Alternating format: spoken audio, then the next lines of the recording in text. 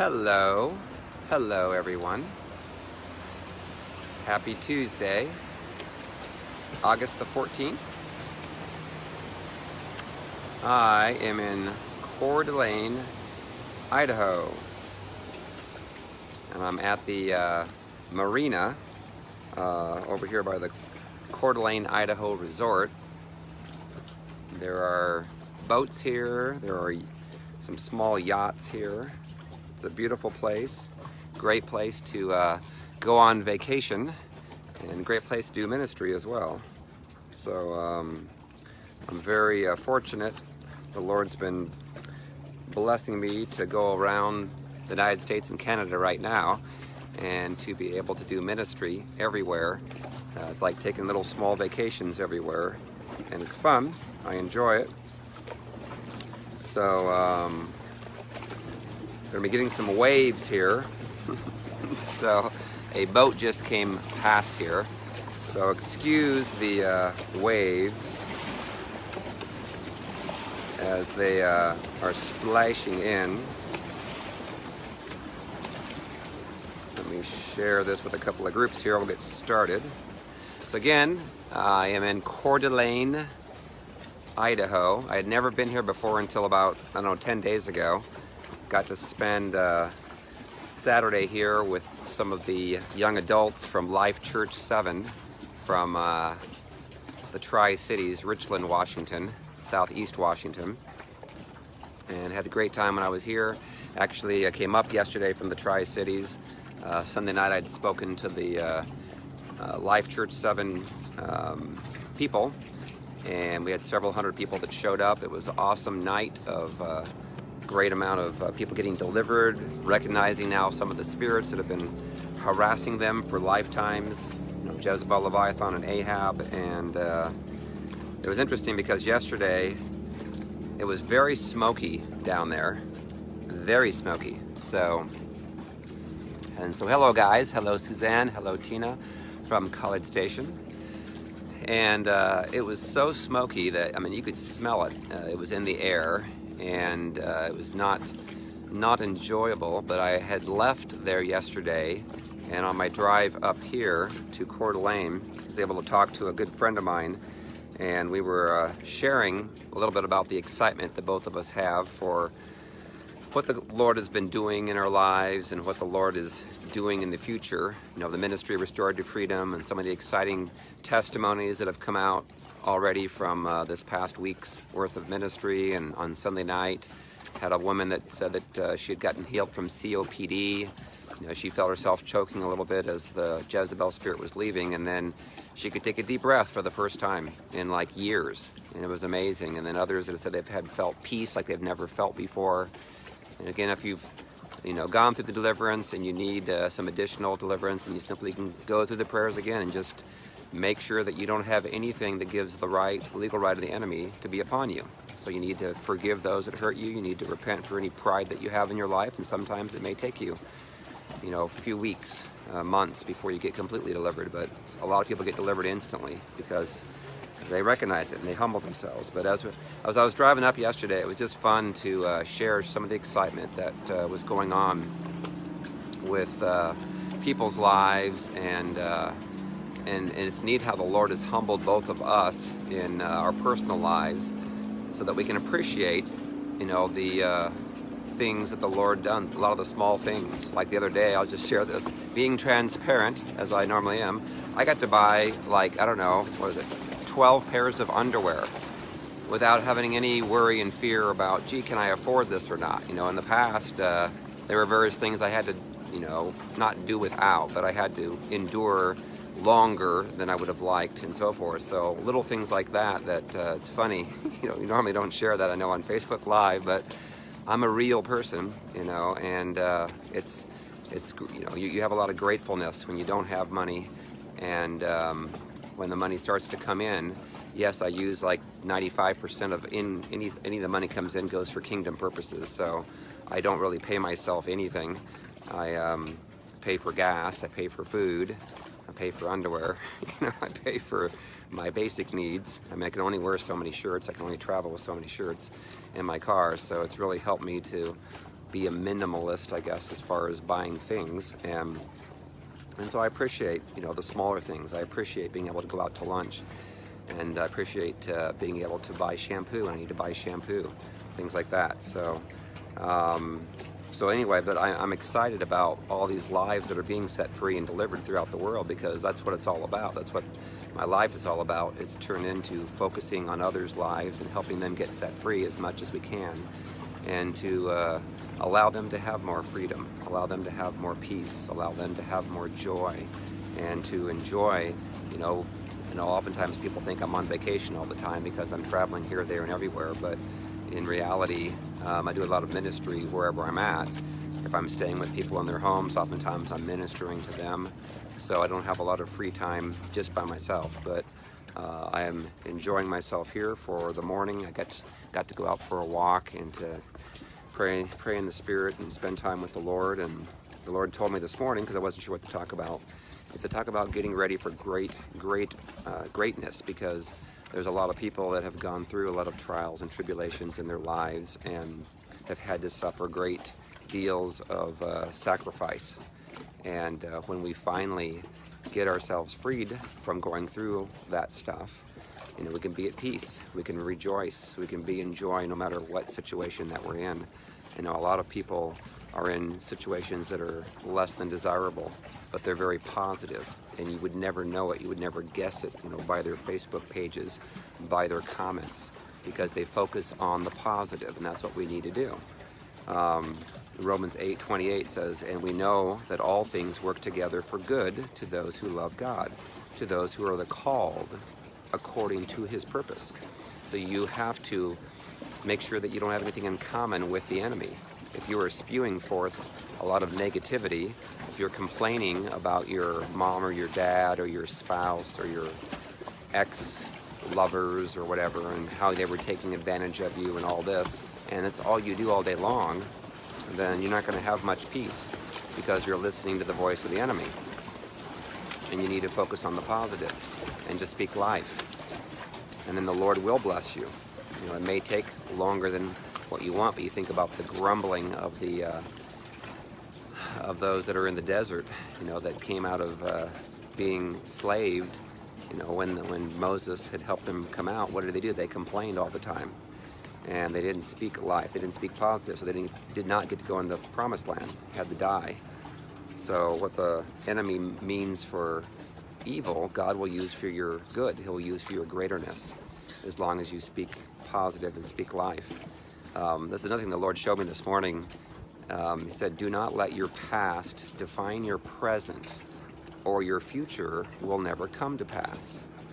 So how many of us have been prophesied words many years ago that have not come to pass yet?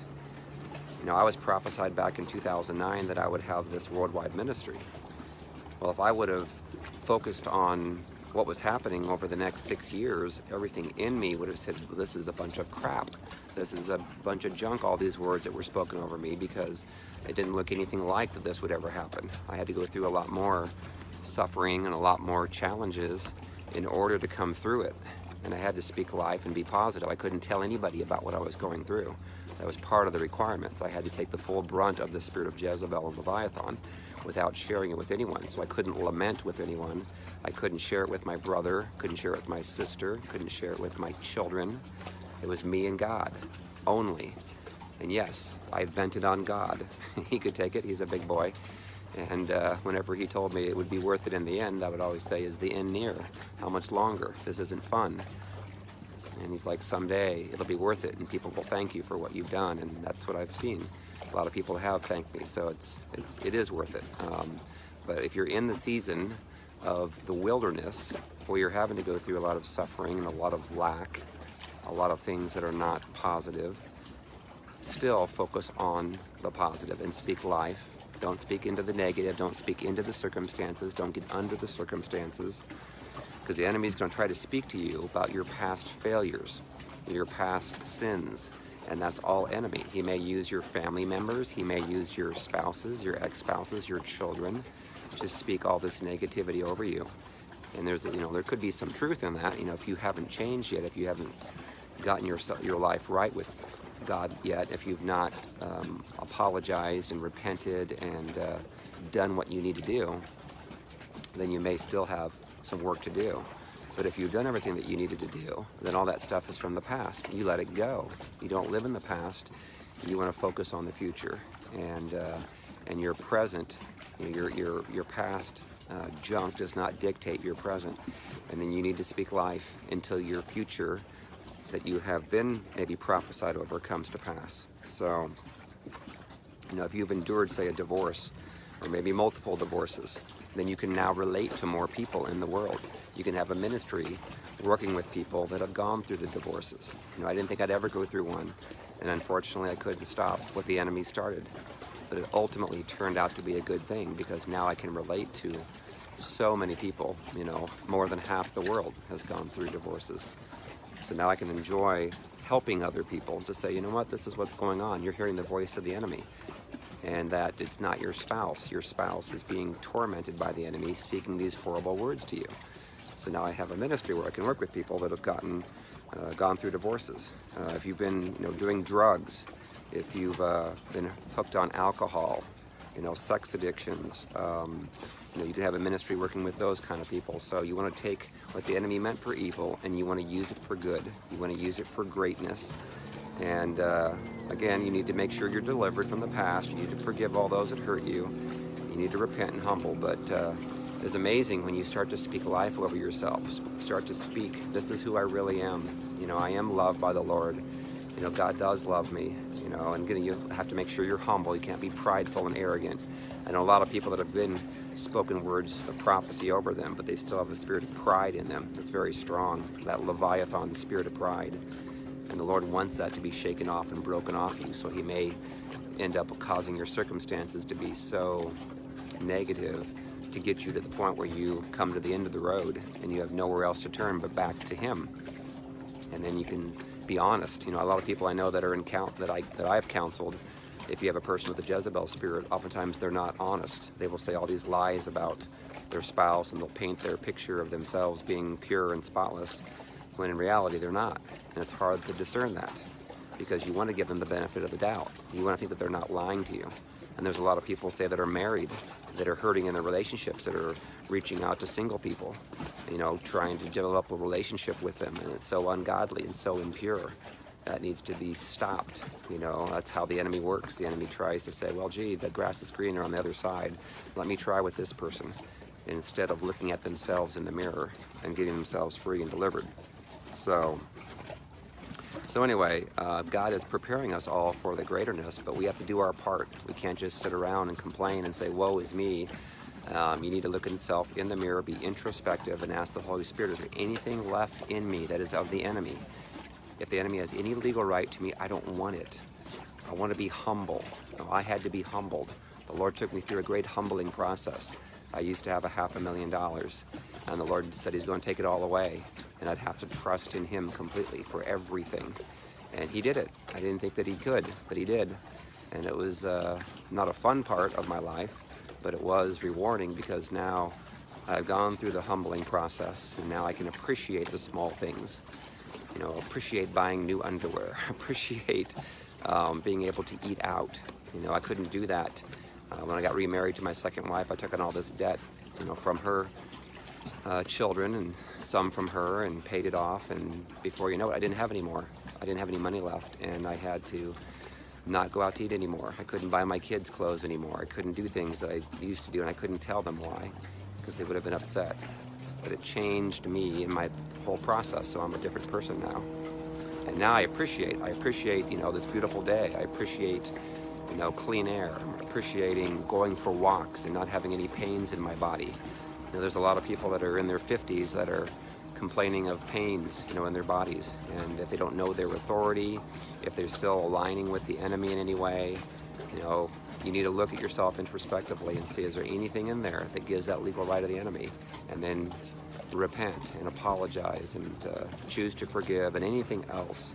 But those are the main things we're seeing, is people that have not forgiven, have spirit of pride, or end up having those challenges. So let me show you. I'm going to show you, give a little bit of a tour since I'm here. Let me show you. There's a boat. Boat getting ready to go out on this lake. Apparently this Coeur d'Alene lake is considered one of the most beautiful lakes in the United States.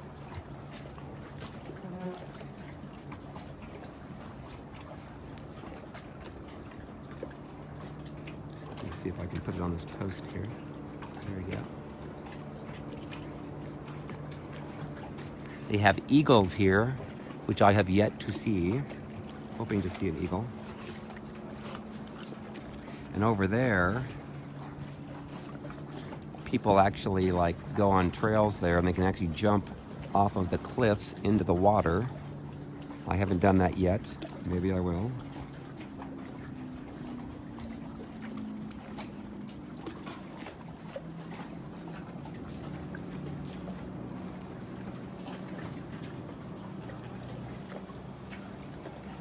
And let me see.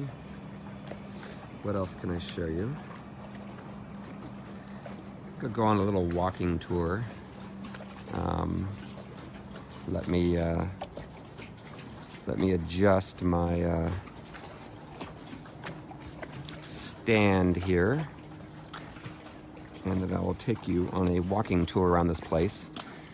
Again, what I've noticed is that those that have gone through some of the most extreme stuff. Now let me come back here. Those that have gone through some of the most extreme tribulations in life can ultimately have the most extreme anointings.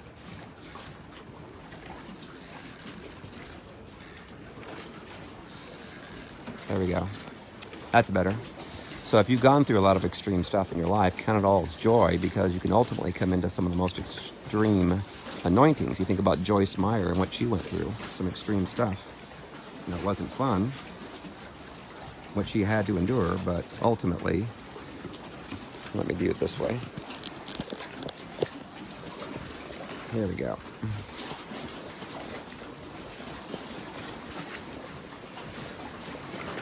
All righty. But ultimately, you can come out the other side and have a great testimony, and you can enjoy the greaterness the Lord has for you.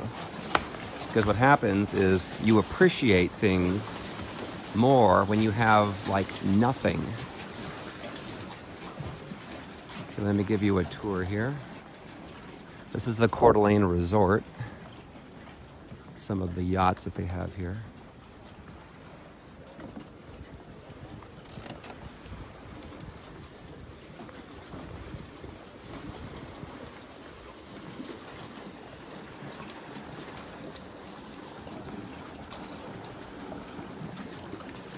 This is called Tubbs Hill,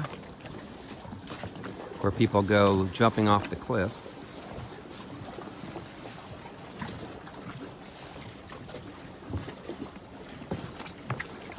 I had only been to Idaho once before, last week, and that was when I was driving from Utah into the state from the southeast side, so I never knew it was this beautiful.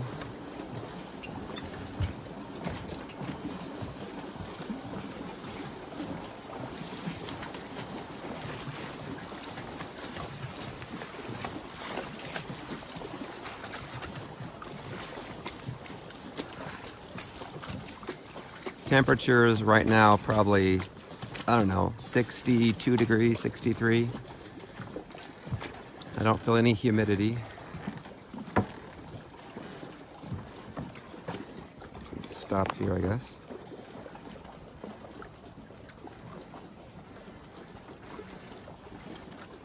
Pretty boats.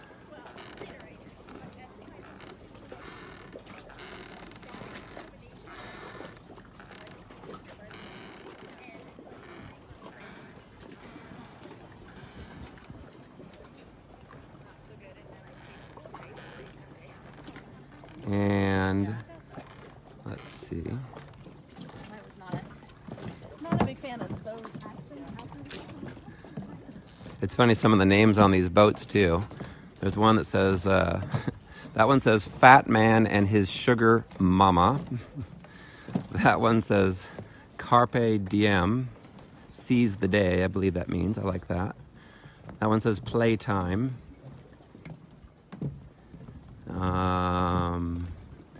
That one says Impulsive Behavior. I think I'll stay off of the boat that says Impulsive Behavior.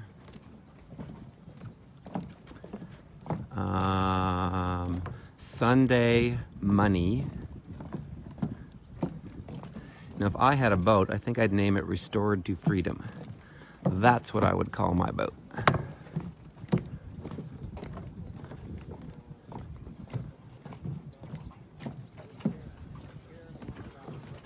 Yeah, that's what I'll do right now.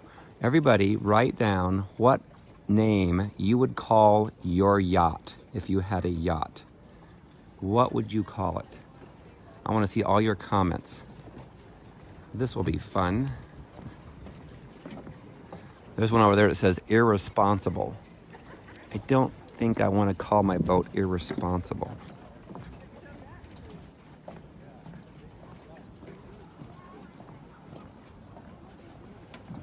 So what would you call your yachts? That one says 19th hole. That one says Seabird from Seattle, Washington.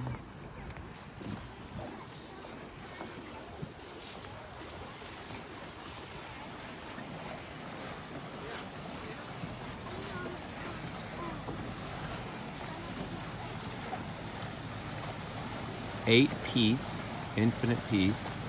Starbuck after your horse. Free to be me. That's a good one. Shalom. Wow. Heaven Bound. Money Pit.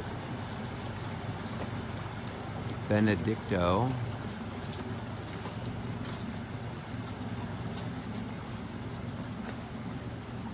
Queen Banana. Freedom. Here comes a wave. Noah's Gift, Liberty, Forever Family, Born Again,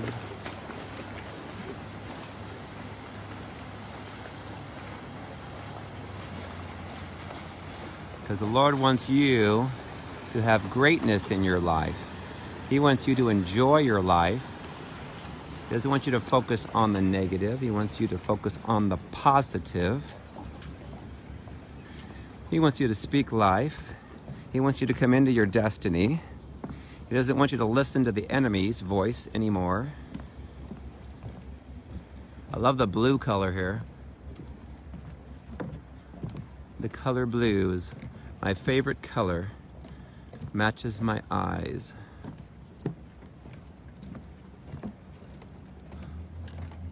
Lion's Den?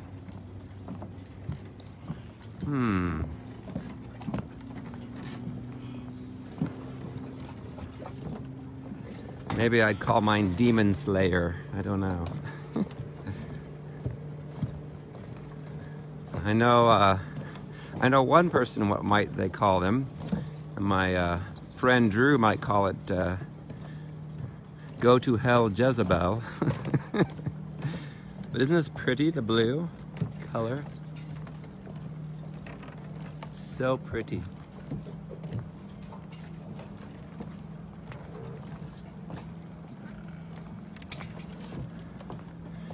In fact, if you want, I'll show you the beautiful red flowers. I think they're called geraniums.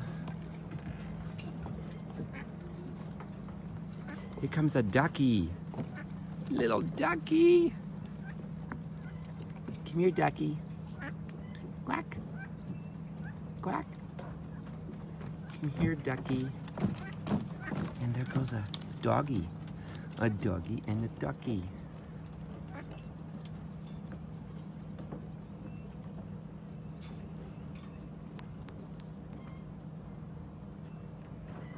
All right, back on our tour. Yeah, I'll show you the red flowers at the front here. And it's another beautiful day. Oh, look, there's a ducky, 2 of them. Hi, duckies.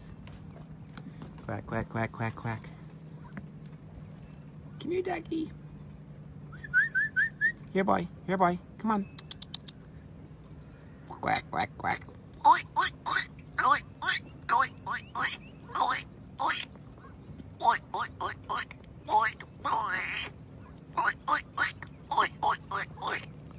Do I sound like a duck?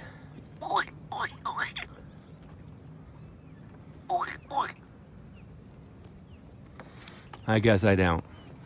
I need the boys' duck calls in Louisiana.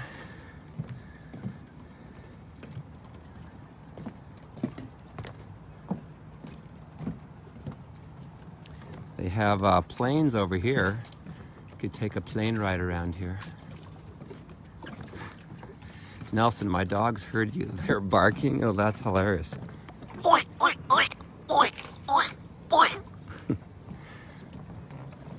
I have a pretty good duck call, I thought.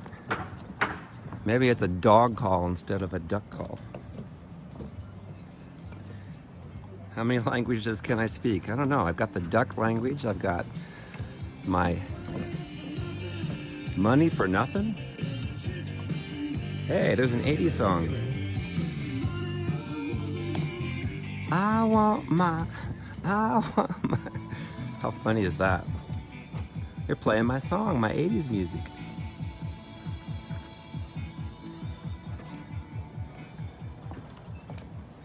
Can I walk on this? Yeah. Okay. He's fixing it. Mr. Fix It. Ooh, jet skis.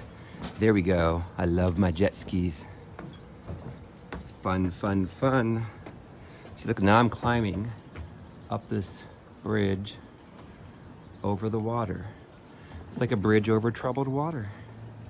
I will lay me down like a bridge over troubled water.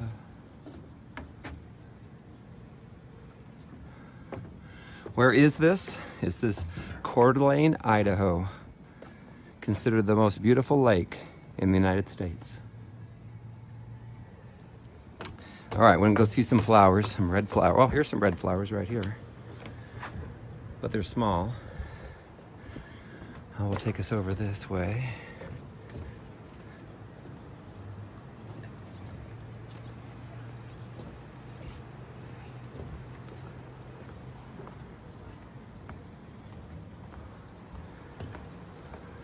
We'll come back to the mainland. And then I'll show you the red flowers. They're pretty flowers. How pretty is this?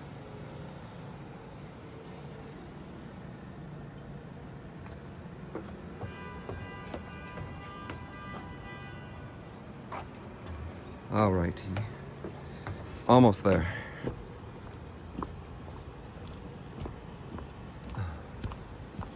How's the weather here? It's perfect. It's about 65 degrees right now. Sunny, beautiful. Supposed to be a high of like, I think 88, but it's a dry heat. No humidity. It's perfect.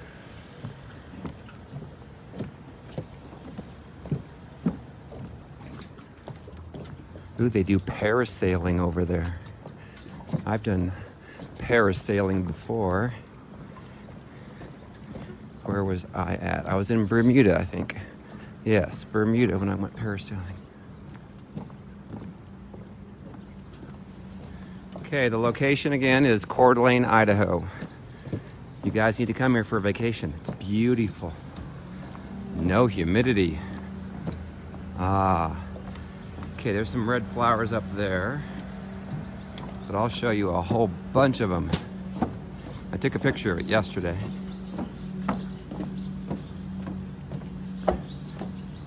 The Lord wants you guys to have fun, enjoy your lives, and it doesn't have to cost you anything. Just go to your park, walk around. Okay, here's some pretty flowers. Look at this. Beautiful. Beautiful. I guess they're called geraniums. I don't know much about flowers. Otherwise, you just know that they smell. There's some over there.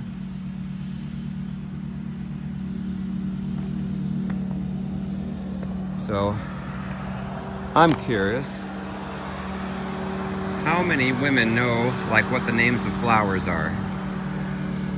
Because I am clueless. I know weeds, like buttonweed, because I used to have to pick it in our farm, out of our soybean field and cornfield. Weeds are like demons. We have to pick them out of our lives so we can hear clearly. Yes, like the kid from a cornfield that I am. When you have a crop of corn, if you don't pick out the weeds, it ends up sucking out the yield that you get from the corn, and you won't have as good a yield. So you need to get rid of the demons. There you go, that's a good analogy, Lord. To be able to have the ability to hear the Lord clearly and the Holy Spirit.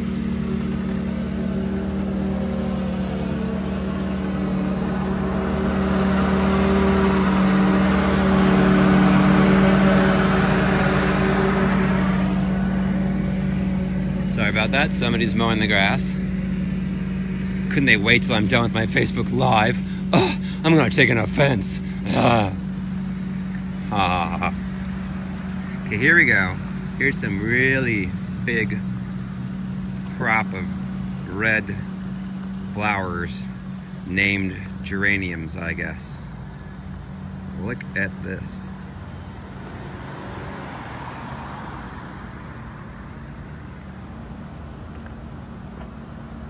Look at that.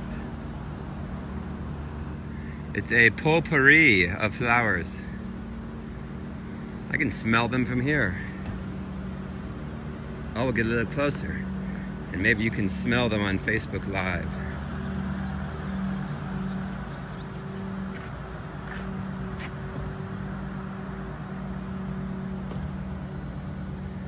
Pretty.